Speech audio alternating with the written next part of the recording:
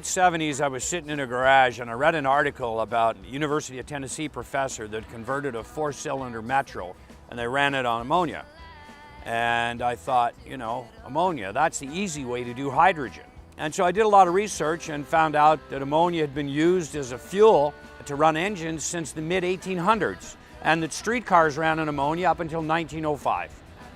And then I found out that Rudolf Diesel made ammonia engines before he made diesel engines. So I went to Los Angeles and hired some engineers and brought them to Canada, and we converted this thing right here and a diesel pickup, both to run on ammonia in 1980. And then we drove this thing from Edmonton to Ottawa to Montreal to Toronto and got our world record for distance for alternative fuels on hydrogen-based fuel.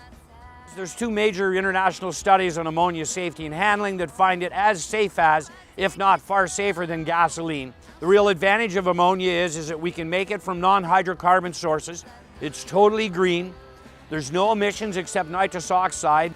It'll increase your maintenance, your range, your power, your output, and it's half the price. So it's much more efficient than other fuels. It's 110% efficiency, 120% net power output. It works better than other fuels. There's no carbon in it, so there's no oil viscosity breakdown, very little wear and tear on engines. The only real problem with ammonia, if there is any, is that it's got a very narrow flammability range. So it's very difficult to ignite. Well, that's an advantage because it's classified as a non-flammable gas by the SAE. So as long as you get the fuel-to-air mixture right and a big fat spark, it runs all day long.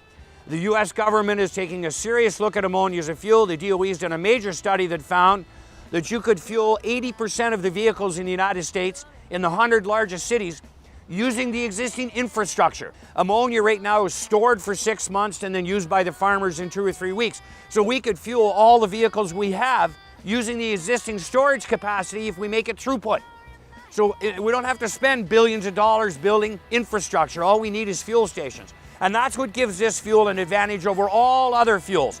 In 5 years, we could run everything on ammonia and have carbon negative fuel. Fuel that actually takes carbon out of the atmosphere in its manufacture and eliminates carbon when you make it from coal or oil. You take the carbon out and you make black soil fertilizer out of the pollution. It's amazing to me that a technology as simple as this hasn't been adopted not only in North America but around the world. And the reason why is quite simple. History wasn't ready, the world wasn't ready. The need for this technology, mankind is reactive, not proactive. We respond to crisis rather than opportunity. There we have hydro fuel. 1, 2, 3, money. Isn't that amazing? That's 10 years.